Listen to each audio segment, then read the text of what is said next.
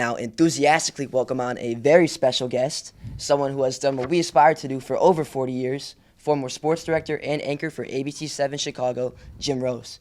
Jim, first of all, thank you so much for coming on. It's a privilege to be able to talk to you face-to-face here, so thank you so much. Gentlemen, thank you for having me. It's my pleasure. Of course. We have so many questions to ask about your illustrious career as an anchor and a director, but let's start at the beginning. Mm-hmm. You first became enamored with sports broadcasting at the age of 12 in Providence, Rhode Island, commentating Boston Bruins games with the sound turned down on your 13-inch screen TV. What I want to know is, what were you first drawn to? Was it the on-screen personalities of Fred Kuzik and Johnny Pearson, or was it rather the spectacle of the game of hockey? I'll say first it was the spectacle of the game of hockey because I grew up, we were about 50 miles south of Boston, and everybody in Rhode Island played hockey. And I used to play in the churchyard. They would freeze it over, and I was the goaltender. And my mom, she made my goaltender pads for me. I couldn't. I'm from a huge family of 10, mom and dad and 8 kids. And one day the church was going to change the cushions that they used for people to sit on in the aisles that they had. And so my mom got a hold of these, and we cut one of them in half, and she put naugahyde, which is sort of a faux leather, and we used leather straps to make the straps to strap it to my legs. Those were the best goaltending pads I ever had because the real goaltending pads that you would get as a kid or as a professional were actual leather. And when they became wet, they became heavy. So by the third quarter, or the third period rather, you were like, your legs were feeling like they had a ton on them. But with the naugahyde, it wicked the water away. So I was able to play like that. And so it was the lure of the game that really got me involved with sports. And I played baseball and football and basketball. I mean, none of them where I would ever get a college scholarship to. But hockey was my first love. And naturally, during the season, the Bruins had Bobby Orr and Phil Esposito and Jerry Cheevers, all names you probably don't know of, but these guys are all Hall of Famers. And the broadcast side of it, they had a very nice opening to to their broadcast. And then, of course, I became fans of Kuzik and Pearson. And it was just, they would bring you into the Boston Garden. Now it's TD Garden. But the old Boston Garden had 6 levels. And as a kid growing up, I would cut grass during the summertime and shovel driveways. And I also used to clean ovens because moms didn't like to clean their ovens. I'd make a lot of money. And I would take the train from Providence to Boston and sit way up in the rafters to watch the Bruins play whomever, like the Canadiens or the Maple Leafs, or the New York Rangers, which were 3 of the teams that really came to Boston Garden a lot. So that was my reasoning for getting involved with hockey. Yeah, I mean, I grew up playing hockey. You got to play with someone, you got to see some of the greats play. I mean, Bobby Orr, what one of a kind player. Oh, he unbelievable. Is. But were the Boston Bruins really the only accessible team for you, like on your TV set? Yes, because at that time we didn't have cable. So you had ABC, NBC, CBS, and PBS. So UHF, which is called ultra high frequency, which were the channels from 14 all the way up to 88. And Channel 38 was assigned that frequency. So in order to get their broadcast in, I would have to take this 13-inch TV up to the 3rd floor of our house, open the window, stick a pair of rabbit ears out with some aluminum foil on it, and I was able to pull in the signal from Boston. Wow. And so that's how I used to watch the Bruins play. That begs the question, growing up in a family of 10, did your family ever get annoyed with you that you took it up all for yourself? Well, they knew because my brothers and sisters, they had their time. We had 2 TVs. We had a big Philco TV down in the living room, and obviously I couldn't carry that up to the 3rd floor. But we had this little small 13-inch black and white, which I could get up there. And they knew during the hockey season, especially on Friday and Saturday nights, on Friday nights, Friday, Saturday, and Sunday. So Friday and Sunday, Channel 38 would broadcast Hockey Night in Canada, which always was Montreal or Toronto, playing somebody, Detroit or Philadelphia or one of those teams. And then on Saturday nights, we would get Bruins hockey on Channel 38. So they knew during the hockey season, at that time, do not try to interrupt me having that television. Yeah, I mean, clearly the Bruins played a massive part in your childhood. Yeah, What was did. it like being able to to comment on them in the 2013 Stanley Cup playoffs against the Blackhawks. It was unbelievable because I did one of my live shots was from outside TD Garden where they have the famous Bobby Orr statue of them winning the cup in '69. Yeah. Where in the fourth game of the fourth period, number 4 at 4 minutes and 44 seconds, got tripped up by Barclay Plager, who wore number 4 for St. Louis, and he scored the goal. He gets tripped. It all happened like that. So when I see a film of it in slow motion, you could see how he had the foresight to be able to keep the puck on his blade and lift it up over the goalkeeper, the St. Louis goalkeeper, and win. That's incredible. And we know your infatuation with basketball more so happened later in your career when you emerged at the same time as Michael Jordan. But speaking on the Celtics as well, yeah. That was a little bit before with the Larry Bird era. What was it like having to go between the Celtics and the Bulls while you were reporting? Did you ever have alliances or allegiances towards one side ever? Well, to tell you the truth, I never really was a Celtics fan. And one of the reasons why was because of the way that Bill Russell was treated when he first came to the Celtics. Now, he came out of the University of San Francisco. He was an All-American. He was an Olympic champion, and he was their draft pick. And some idiot fans one day, he was at practice, broke into his house, and did some terrible things in his house that were racist and just disgusting. So I was more a fan of the players. I was more a fan of Bob Cousy and Bill Russell and K.C. Jones and Satch Sanders and those guys. And so I never really had any roots as far as the Celtics were concerned. So to give you an example, when I went back to the old Boston Garden for Game 3, the Bulls against the Celtics, and I think it was 87 or maybe it was 86. And the Bulls were in the playoffs for the second time, and Michael Jordan scored the 63 points.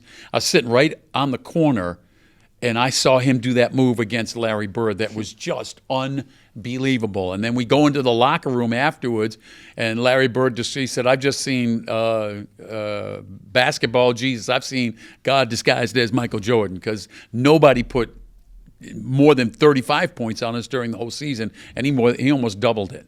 So it was a very easy transition to become a Bulls fan when I came to Chicago, and strictly and prohibitively it was because of number 23. And then a little more broad question is, throughout your whole career, were you more drawn to the players or the events that you experienced throughout? What's something that will stick with you more when you reflect upon your career? I think for like 80% of the events, the players, because you were seeing some of the greatest athletes on the planet, especially in basketball. You'd see Julius Erving, Magic Johnson, Larry Bird, Kareem Abdul-Jabbar. Every night, one of these teams coming in had somebody that was going to be in the Hall of Fame. And then, of course, there was Michael. I mean, I think I've probably seen Michael play in person more than anybody, because I would, early on in my career, I would go to every home game. I would, even on my off days, there were select times when I'd go to select road games. And in the 1989 season, I convinced the station to allow me to go 25 road games. So that's when that aspect with United started, where I accumulated all those miles in a 10-year period. And my modus operandi was always, at the end of the third quarter, I would leave my seat at press row, and I would go outside of the Bulls locker room, and I would stand there and wait so I could be the first in line. Then my cameraman would come and join me. When they opened the doors, I got in first, and I'd always be at Michael's right, camera left, so that I could stand next to him and interview him while you had radio, other television, and newspapers. You had a good 20 to 25 people stacked up in front of his locker room after every game.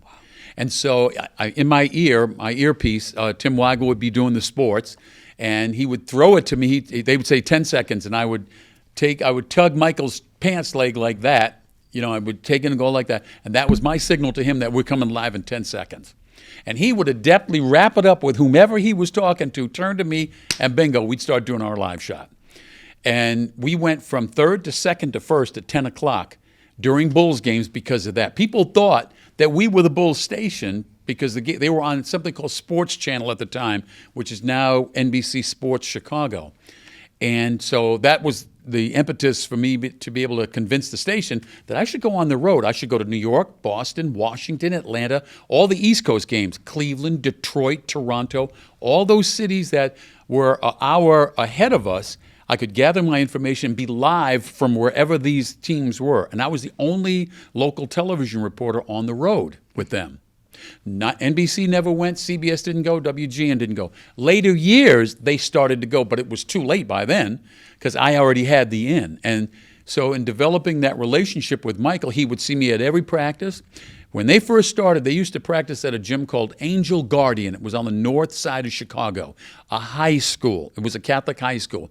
It was so bad. The lights in here are 10 times better than it was in that gym. Then they went to the multiplex in Deerfield where the Chicago Sky practiced. They went from there to their own Berto Center up in Deerfield, and then finally down to the Advocate Center. But that was all Michael Jordan's impetus that really elevated the league. You know, there are seminal moments in league history that happened. In the 60s, it was Bill Russell and Red Auerbach and Heinsohn and all those guys that brought the league up. Then in the 70s, and then it was Julius Erving and late 70s, Magic and Bird came after the 79 NCAA championship. And then came Michael Jordan. And Michael and Patrick Ewing and Keem Olajuwon and Clyde Drexler and those guys, they took the league from here to here. When they went international, it went crazy. Yeah, I mean, you talk about putting miles on that United account that you had. But let's go to the start of your career. Mm-hmm. You started all the way out in West Germany. What was that like, maintaining that, being in the armed forces and being the sports director for AFN TV? Well, when I got out of high school, I was an average C student. I really didn't have any prospects. I wasn't a good enough athlete to get an athletic scholarship, and I played all the sports, and I didn't have good academic credentials, so I wasn't going to get an academic scholarship. So my brother, who had been in the Army and actually served in Vietnam with the 101st Airborne, said to me, okay, you only got really one option. If you go into the military, you can go in for 2 years, of which if you do, I'll hang you, okay? Because they'll take you through basic training and then you'll come into Vietnam. But if you go in for 3 years, they'll give you an opportunity to prove yourself at something. So I go to the recruiter's office and they give you a military occupational specialty test. The acronym is MOS, to see how you could serve them after basic training. So the test revealed that I had an aptitude for public relations and broadcasting. So they said, okay, since you scored very well on this, and it was the first time I'd ever achieved anything academically, they said, all right, you'll go to basic training for 8 weeks, and then we'll send you to our journalism school, which is the best thing that ever happened to me, okay? They gave you 2 years of college journalism in 8 weeks. It was 5 days a week, 8 hours a day of nothing but college journalism. So I got 24 credits out of that when I came back home to go to Rhode Island College because of those 8 weeks. But the seminal moment was when the instructor stood up in front of the class, and there were 25 of us, 5 from each of the services, Army, Navy, Air Force, Marines, and Coast Guard. And he said, whoever finishes first in this class gets to go to the broadcasting school. I said, okay, that's when the light went on. And I looked around and said, he's going to finish third, there's fourth, there's fifth, because I'm going to win this. And what I did was I created something called the Triangle of Life. Triangle looks like that. There's 3 points on it. Obviously, the top of the point's going to class, okay? To the left of the point is studying. Third right point was partying. You can only do 2. You got to cut one out. So I never was a big partier, so I said, okay, I don't need to go to any of these parties. And where I went to broadcasting and journalism school was at Fort Benjamin Harrison, which is outside of Indianapolis, about 10 miles outside it's near the Indianapolis Motor Speedway. They had a Army base there called Fort Benjamin Harrison, and that's where the Defense Information School was. So on Fridays and Saturdays, I would sneak into the control room and I'd learn how to switch the cameras, and I'd make it up as I was going along. I faked this guy over here, that guy over there, and I would say, okay, camera 1, camera 2. So I'd learn the production side. And then I would learn how to, then I'd go and sit on camera and turn the camera on, and I'd start doing a broadcast. Practice makes perfect. It's like being a baseball player. The more times you can get inside the batter's box, in the batting cage, the more swings you get, the better you're going to be. So sure enough, at the end of the 8 weeks, I finished first in the journalism class. So I got to go to the broadcasting school. Same thing, 8 weeks, 5 days a week, 8 hours a day. Got another 24 credits. So I walked out of there with almost half of my college credits done. Wow. Okay, before I even went to college. So I used the same formula, and I studied hard. And I had a friend that worked at the Department of Defense, and the instructor stood up and he said, okay, whoever finishes first in this class gets another pay grade. You go from E2 to E3, more money, and you get to pick wherever you want to go and serve the Army around the world. So I finished first in the broadcasting class, and I said, call this guy up at the Department of Defense who I had met at basic training. And I said, hey, who's got the best facilities? Who's got the best cameras and all the rest, all that stuff? He said, you want to go to Germany? You want to serve at Armed Forces Network Germany? And if you can get to AFN TV Berlin. So I put it down on my application. That's what I wanted. So they said, okay, we don't have an opening in Berlin yet, but we're going to send you to Frankfurt. And in Frankfurt, you're going to work for Armed Forces Network, which broadcasts all over Europe. I did a 6 o'clock sportscast every day. So let me now tell you what the perks of this whole thing are. So one day, our commanding officer says, hey, we're going to broadcast the Army Air Force basketball game. Anybody in here? Because we had disc jockeys, weather people, news people, sports people like me. And he goes, does anybody have any play-by-play experience? So nobody put their hand up. I said, yeah, I got some, because I had practiced and never done a game. Since 12. Yeah. So he goes, well, I'd done practice these games from age 12 to 18. Yes. Okay. So he said, okay, PFC Rose, you and Tech Sergeant Jones over here, you're going to go to Mildenhall Air Base in England, and you're going to do the Army Air Force Basketball Championship game, which is going to be live on AFM radio at 8 o'clock on a Thursday. We left on a Tuesday.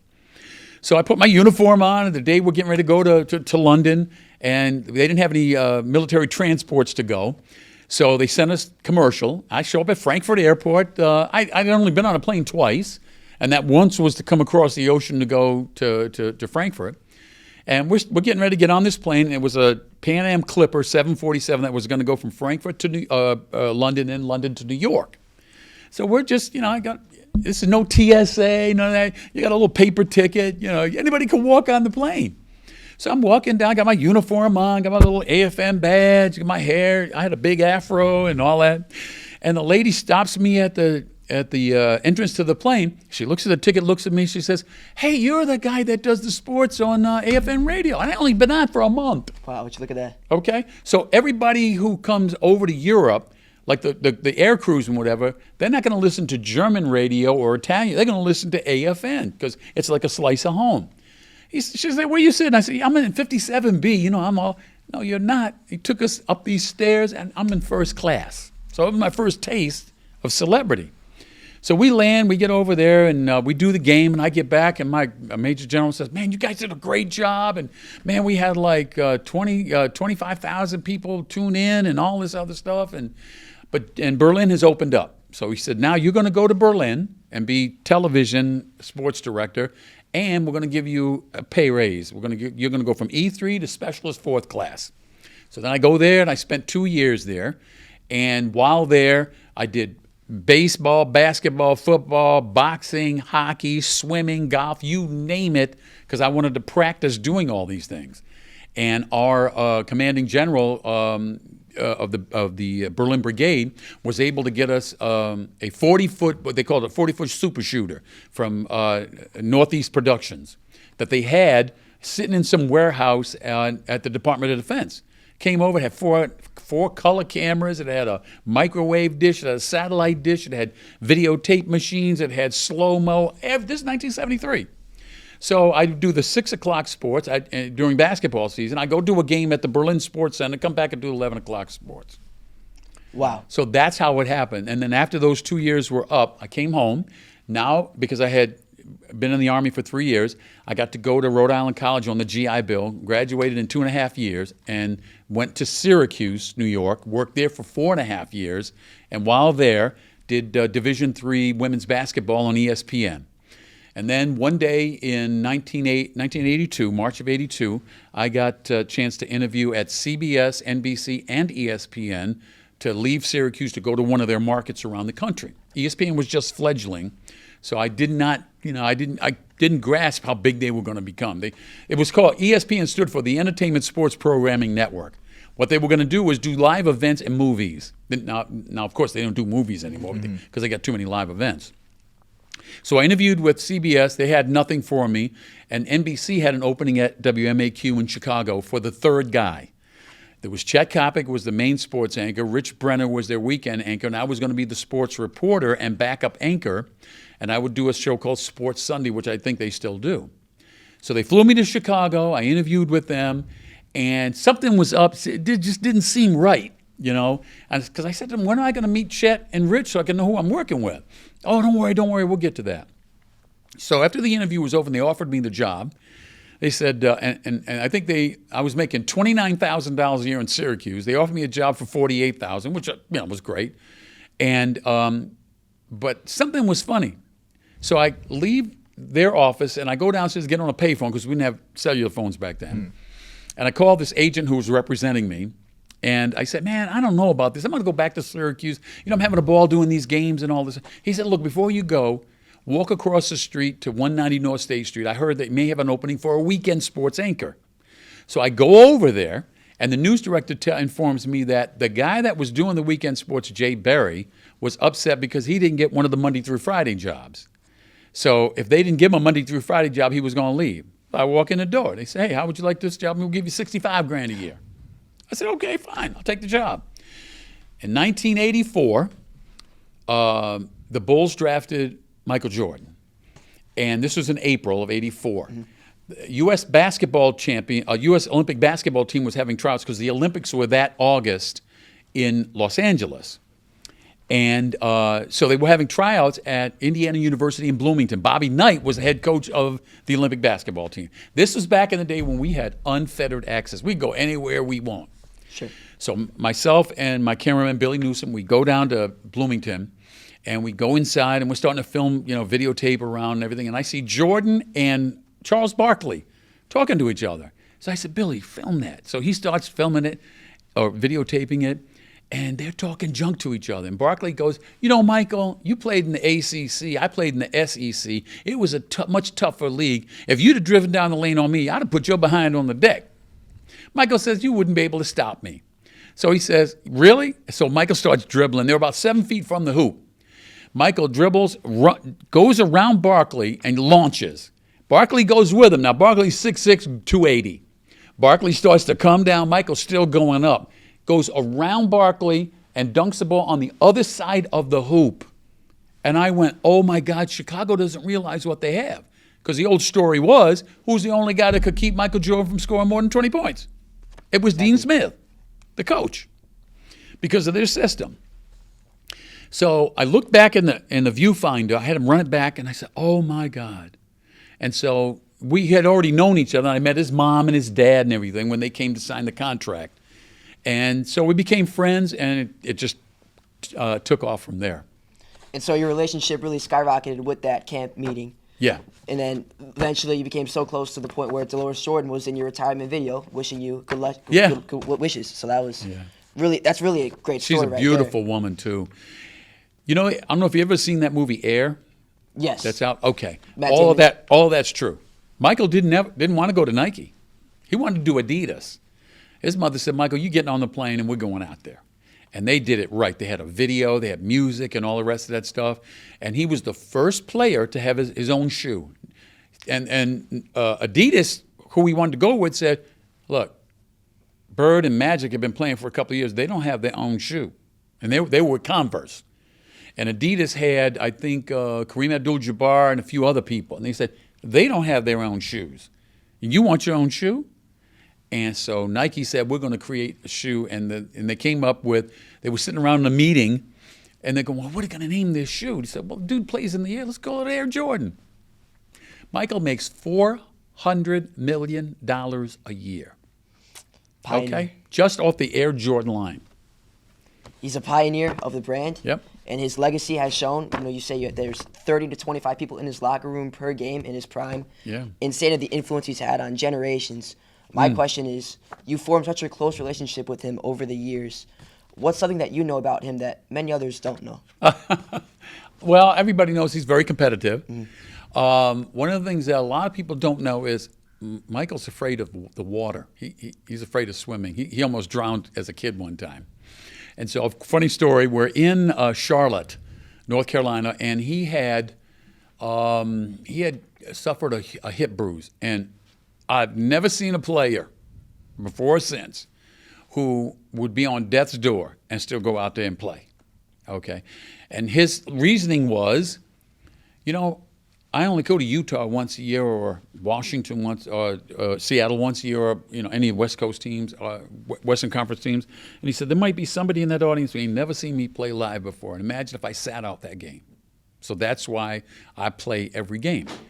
So the morning of the game against the then Charlotte Hornets, we're all staying at the same hotel, and I go and do my little, on the road, I like to try to stay in shape, and swimming is my thing. They had a beautiful pool.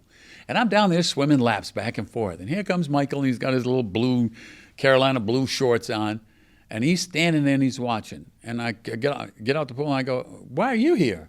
He says, well, the trainer wants me to get in there and, run around. And it wasn't deep water. I said, Michael, you're 6'6". The water's 3 feet deep here. Right here. It's 3 feet 6 inches. Look, it says it right there. Get in the water. You can do it. And he goes, I don't know. I said, get in the water. He gets in the water, and he starts and holds on to he's holding on to the edge of the pool for dear life, kicking and all of that stuff, to get the blood flow going and all the rest of that stuff. The trainer's standing there laughing, and it's just funny. And I'm swimming back and forth. And I said, Michael, see, I can't get you on the basketball court, but I got you in here. Yeah, it's great. Obviously, you lived through and experienced Michael's prime, but you also went through a bunch of primes during your 41-year career in Chicago. You saw the dynasty of the Blackhawks, you had the 05 Sox, you had the 85 Bears. What are some of your favorite memories from these? Oh, my goodness, and there's a bunch of them, but let's start with the 85 Bears. They had characters on that team. And a lot of these guys, the character is a little questionable, but back then, if there was the internet, there would have been a lot of trouble. I mean, a lot of trouble. I'm still friends this day with Dennis McKinnon, Otis Wilson, Richard Dent, Jimbo Covert. I was really good friends with Walter until he passed. But those guys they built that team, and when they got it to the pinnacle, you could just see the fear in the other team's eyes as soon as they went out on the field. They were just tearing through everybody. They should have never lost that game in Miami that night on Monday Night Football, but it happened. So, quick story with Walter Payton. So a lot of people don't realize this, but Walter loved race cars, and he had a beautiful home in South Barrington. And in that home, he had about 8 or 9 different cars. He had a Lamborghini, a Ferrari, but one of his best cars was this old Impala that he had renovated and souped up. And he had a big block Chevy V8 engine in there. I think it was like maybe 420 horsepower. Well, he put nitrous oxide in there so that you could inject it in there, and you'd get a bang like an F-16 Tomcat. Turn the afterburners on, and you burn all the fuel off, but you're going to go really, really fast. So one Thanksgiving, they were playing on a Sunday. They weren't playing in Detroit for the Thanksgiving game. And on a Friday after their morning practice, we had already set this up. Walter said, hey, I want you to come pheasant hunting. I'm taking some of the guys. We're going to go pheasant hunting like Wisconsin. Meet me at my house at such and such a time. So I show up at his house, and he opens the door. He says, well, which car you want to go in? And I go, hey, let's do that Impala. I've ridden in your Ferrari and your Lamborghini and all these other cars. And so we get in the car, and something should have told me that something was up because he had racing seats in there, and he had 6-point harness. And we get in, and he's cinching it up. I say, hey, Walter, take it easy. It's a little tight right now. So we're driving down these back roads of Barrington and going up north through Antioch and whatever. And he's going 120 miles an hour on these little 2-lane roads, right? And so I'm just sitting there, riding along. And he looks over at me and he looks over and he says, hey, man, how come you're not scared? Most of the people I have in this car get scared, especially when I do the nitrous oxide. I said, Walter, I know you love you, and you're not going to kill you. He goes, and he slows down. Had that funny little laugh. But some of the other players, Frank Thomas, who I think is one of the greatest hitters of all time. Yeah, for sure. The Big Hurt. Big Hurt. And just love the guy. I mean, we still have a relationship to this day. And he was so misunderstood by the media. And a lot of media people they're very greedy. And they want athletes to do what they want them to do when they want them to do it. Well, Frank had a routine. He'd come in, he'd do some therapy work, then he'd get in the batting cage, and then he'd hold a media session, and then he'd have to go because it's time to do the game. And after the game, he would do a quick workout or whatever. And through all those times, I'd sit there and wait for him. All these other people grumbling around, where is he, and this and that. And they started saddling him with a bad reputation, which he never really had. And he is one of the greatest hitters I've ever seen. And I'll never forget talking to Buck O'Neill, who was a great Negro Leagues player, played for Kansas City Monarchs and managed them and whatever. And he said, I've only heard that sound 3 times. The first was Babe Ruth. The second was Willie Mays, Hank Aaron. And the third was Frank Thomas, where he said, you can hear somebody hit a ball, and it goes thump, thump, thump. He said, when it goes thwack like that, he said, the guy's wrists are some of the best in the business. And if you ever watch slow motion film of Frank, now Frank's a big guy. He's 6'6", 270, 275, all muscle. He never took any steroids or any of that stuff. And when he hit a baseball, I'll never forget, they trained this, one of these IMAX cameras on just where the ball comes in and the bat hits it. And you can see when he swings and in a blink of an eye, hits it, you can see the ball compress and then go back, and it's gone. It compresses and it's gone. And he was one of the most impressive hitters I've ever seen.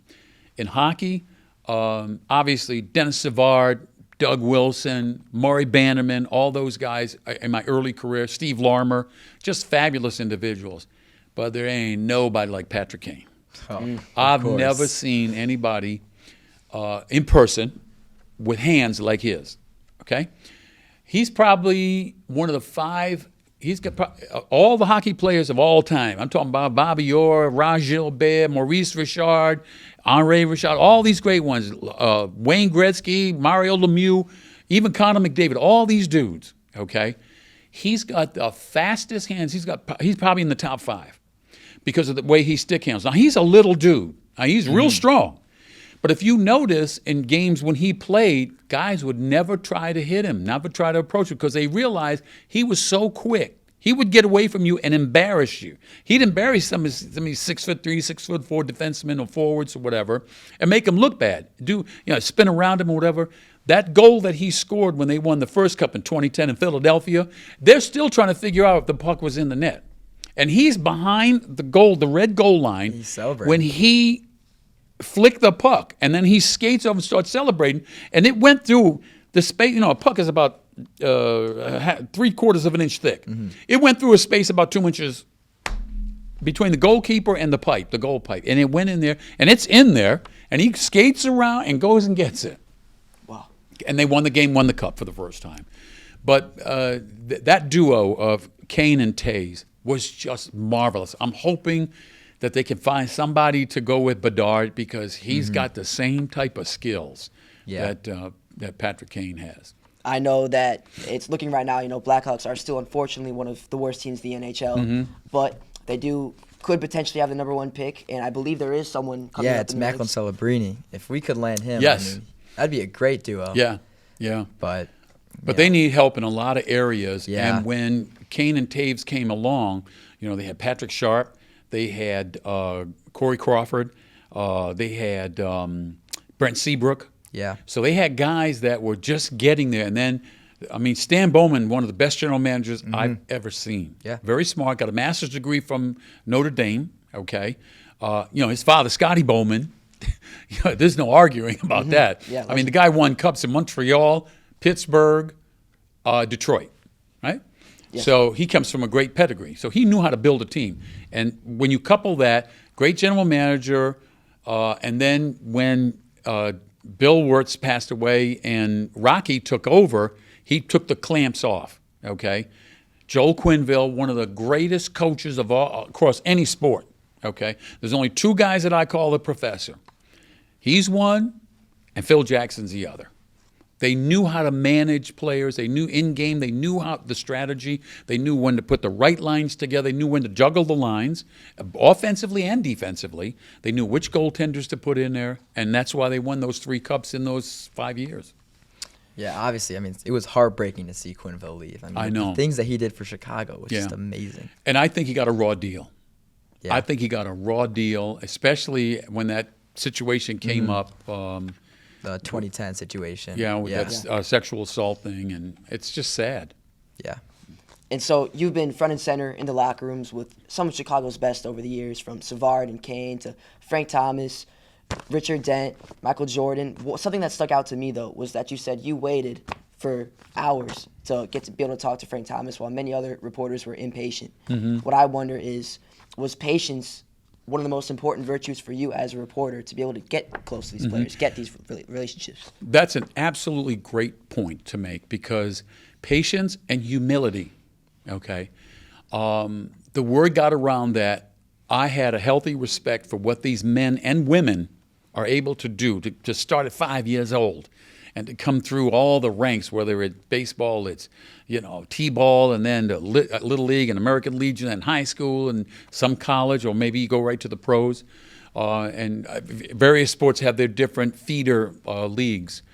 But I've always respected people for themselves and for their craft. And that reflected in my reporting. I was never going to go outside of the lines, okay? Now, I would have said to all these guys, once I developed relationships with them, if you break the law, I'm going to be the first to report it. So don't break the law. Here's my phone number. If you think you're going to have a situation, call me, okay? I'll come, help you get out of it, but you can't commit a crime beforehand. If you've already committed the offense, I can't help you.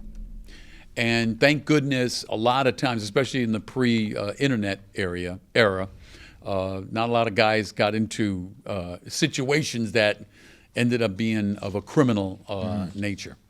And now, speaking of the internet era, today's situation has changed dramatically, right?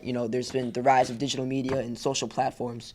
What I wonder is, in your later years, how has this changed you as a reporter? How have you been able to make the transition to social media to report on these sports stories? It didn't change me because the one thing that I've always prided myself on is the first lesson I learned about journalism is ethics, okay? Integrity, and at the end of the day, my name and face is on this story. And my father gave me this name. And one of the things that I'm most proud of, when I retired with my name intact, with my honor, with my dignity, with my character. So that's why I could hold my head high. The problem with this internet situation is, I liken it to go back to when the telephone first came out. There were a lot of parents that were upset. We're talking about back in the early 1900s, with Alexander Graham Bell. And they were worried that the telephone was going to degrade our society. And it didn't, obviously. And now we've advanced. The next aspect is the internet. So now everybody's a reporter. The problem is, if they don't have proper training in understanding that it's not about them, it's about the story and the facts. And what has happened is, it's gotten way, way out of control. And you have these situations now where people are getting their news from a certain segment as opposed to ABC, NBC, CBS, CNN, ESPN, MSNBC, or whatever. And they're getting their news from sources whose credibility is not good and whose intention is not good. I grew up in the era of Walter Cronkite. I don't know if you guys have ever heard of him. Famous, okay? Yeah, Arizona State. Now, Walter Cronkite was the man who reported on John Kennedy being assassinated. And at that point, he became the most trusted man in America because he didn't lie. He did not embellish. He told the facts. He showed some emotion. In 1968, Lyndon Johnson was president of the United States and was getting ready to run for a second term. But Walter Cronkite went to Vietnam, and he did a story, and he showed the facts, and he exposed what the government was doing, i.e. the president. Lyndon Johnson got on TV one night and said, I will not accept, nor will I run as your president for another term. And the reason why was because he said, if I've lost Walter Cronkite, I've lost America. Television and a lot of other media situations have degraded since then because corporations took over a lot of these television stations. Or the station I used to work for, ABC, is owned by Disney. Disney is a huge entertainment conglomerate, of which we are a very small part of it. Now, they've never said to us, we want you to degrade the way you do stories so we can get the most eyeballs. But it's obvious that there is pressure on these stations to produce eyeballs. The example I will give you is this. Fox Network, okay, which started in 1992 by a guy who got kicked out of Australia and basically almost got kicked out of England, Rupert Murdoch. They were in last place. They were below everybody. And they were trying to figure out, well, how are we going to make money? So they go, well, let's pander to the people who are the silent majority that Ronald Reagan talked about. And so they started doing stories that these people wanted to hear. Now, some of it wasn't the truth, and look what happened. In the end, they got sued. They had to pay $787 million. That's just one part of it. Smartmatic, which is the other end of the story, Dominion voting machines got them for $787 million. Smartmatic's got a $2.7 billion lawsuit against them. They're going to probably have to pay $1.6 billion because they lied on the air and they defamed a company. When that happens, the public loses trust in what everybody is saying. However, the flip side of that is the best place you can get your trust from is local television news. Because if they lose their viewership, they're out of business. Yeah, I mean, obviously, you made it clear that ethics go a long, long way. Mm-hmm. And speaking of ethics, even out of your career, you created the Swan Group.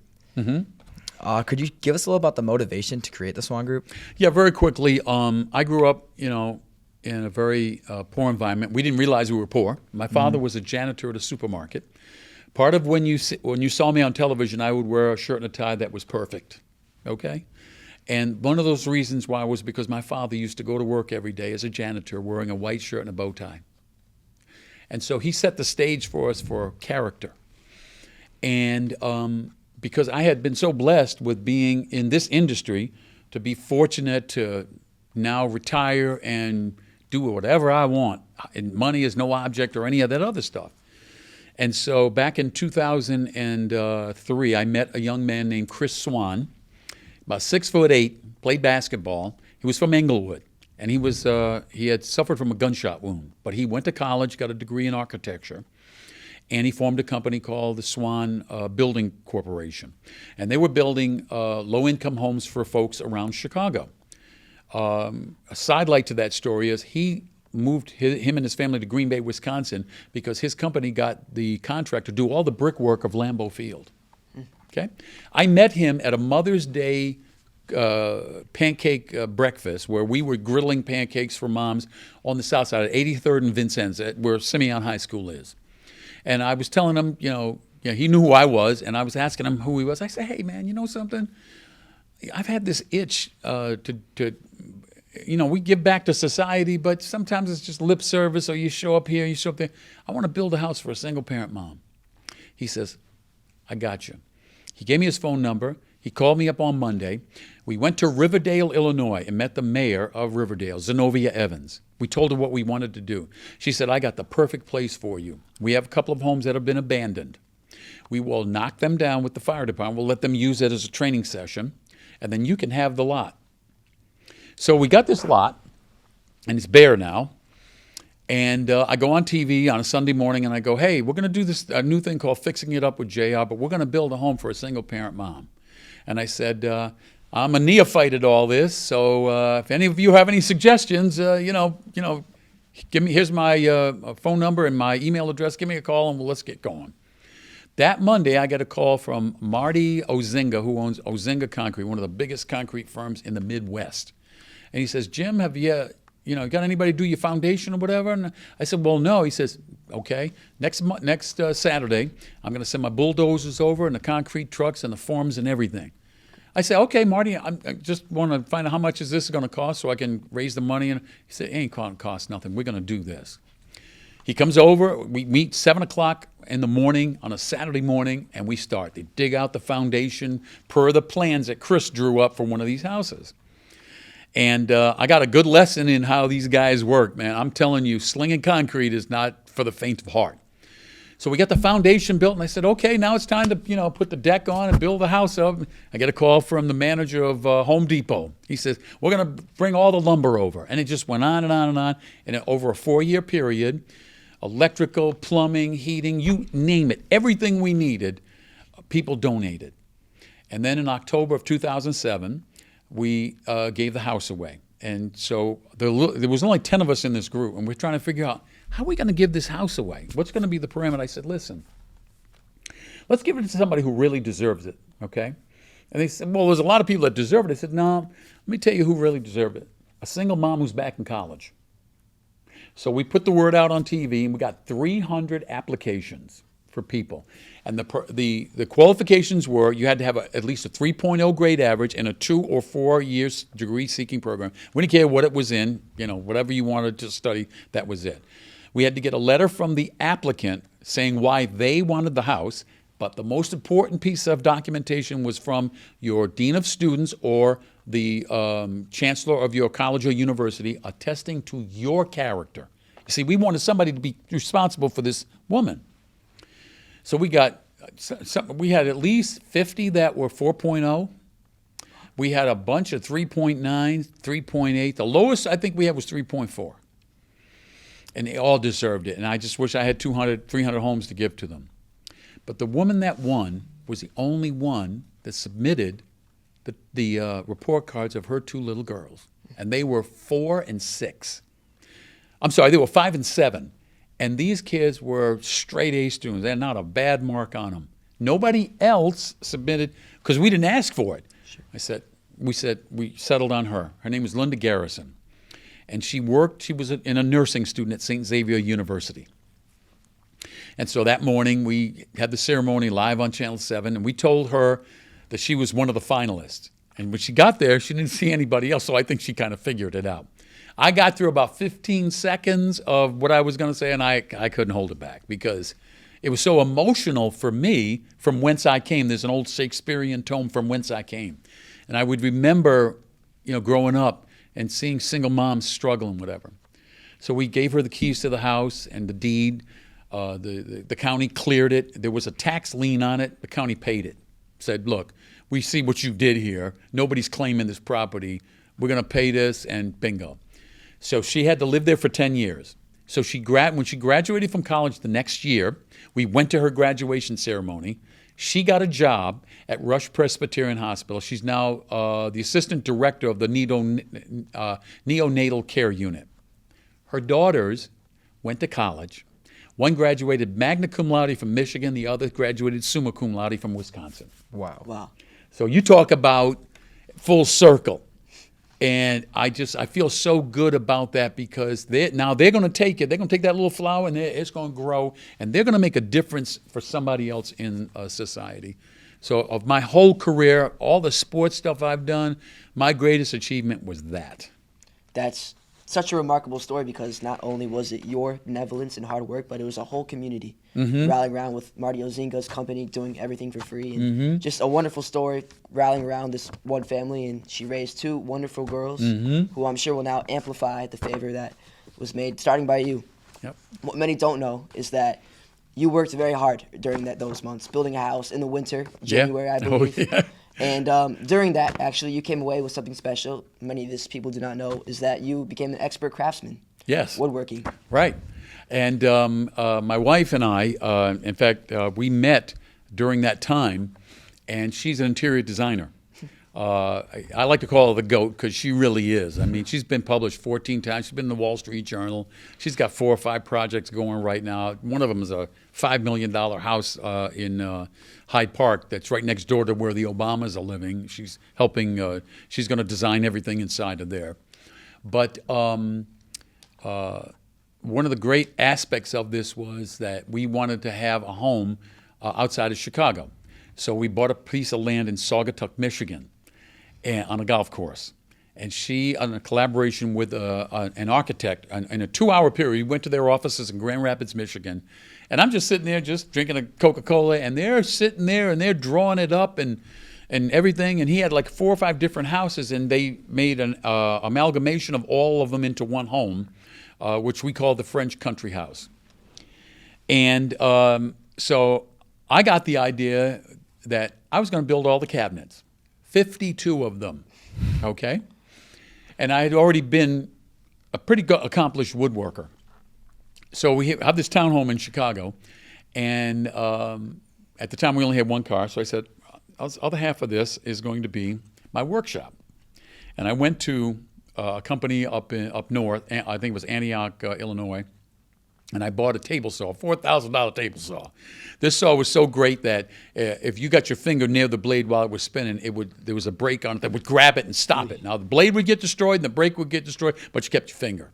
And how they demonstrated this was they took a hot dog and they heated it up so it would have some electrical charge in it, and they put it near it, and it never touched it. It stopped, and I said, okay, that's the table saw for me. And it was really a great table saw. So between September 1st of 2017 and June 1st of 2018, I would go to work at 10:30 in the morning. I'd get up at 7. I'd do a workout. I would do some work. My wife would make me breakfast, and I'd go to work. And then I'd do the 4 and the 6. I'd get up at 6:30, come home. She'd feed me, and I'd go down in the garage. And from 8 o'clock or 7:30 or whatever till about 1 o'clock in the morning, I would build these cabinets and build them to her specification. And thank goodness they all fit perfectly in conjunction with the architect and the builder. And the builder that we had was this guy was the best builder I've ever seen. And over those 9 or 10 months, I built 52 cabinets, kitchen, living room, all the bathrooms, and the theater room and a few other places. And I'd box them up, put them in storage, and when they needed them, we would get a U-Haul and drive them up there to them. So I did that one time. I'll never do that again. After that, I sold all my wood. I had a wood shaper and everything. I sold all my woodworking equipment. I still have some stuff, whatever. But that was a lot of fun. That was a whole lot of fun. Yeah, I mean, clearly your work ethic has gotten you pretty far in almost anything And that's a key point. Yeah. I mean, if you outwork everybody, you're going to win. Mm-hmm. Exactly. So we're going to leave with some last remarks here. What are some words of wisdom you'd like to give anybody trying to go into the sports industry? Okay, so the business has changed so much where what I did Monday through Friday, the 5, and at the end it was the 5, the 6, and the 10. In 15 or 20 years from now, you may not see that. So what I tell aspiring sports broadcasters is to learn play-by-play skills. Don't learn the analyst skills. Learn the play-by-play skills of every sport. And in particular, maybe the sports that you really love the most, because those jobs are only going to expand even more. If there's one thing that is needed today, it's more play-by-play people, because these networks like ESPN, CBS, Paramount, all these networks need programming. And they need live television. Sports is never going to go away. It's the backbone of television now. And I mean, across the whole spectrum. If I was sitting where you guys are now, and I was into Formula One racing like I am now, and I only got into it when I got into the military because I was stationed over there, and the majority of the races were over there. I'll never forget going to the 1974 Dutch Grand Prix at Zandvoort outside of Amsterdam. That's how I got hooked. But I would have developed skills as a Formula One announcer. Because if you can do auto racing, especially Formula, you can do anything else, because it's got so many elements. There's 20 drivers, okay? And especially the start of a race, you've got to, and the guy that they have, David Croft, he's the best in the world. He works for Sky Sports.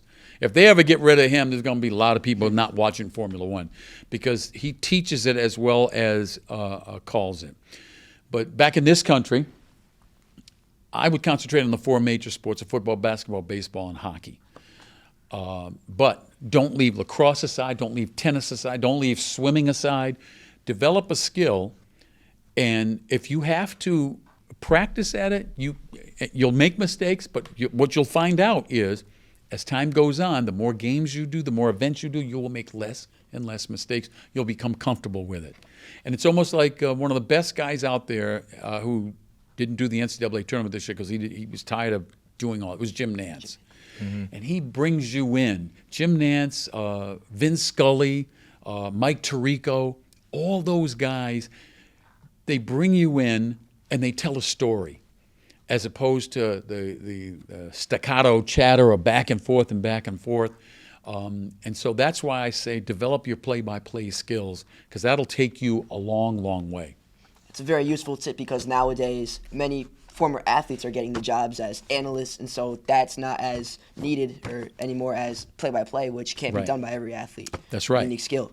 What I have to ask is, you have experience with doing play-by-play before, but going into your career, you did more directing and anchoring. Do you miss that aspect at all? Oh, absolutely. But the opportunities weren't there when I was in the middle of my career. Had the internet come in 85 or 86, I probably would have ventured off into that and would have developed a pretty decent play-by-play career.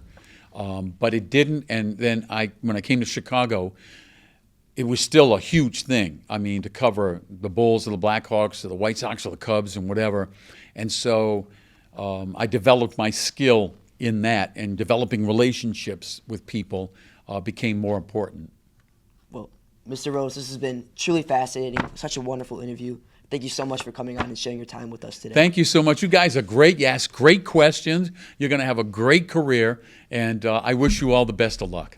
Thank you so much. My pleasure. And enjoy your retirement. I am. I'm having a ball, trust me.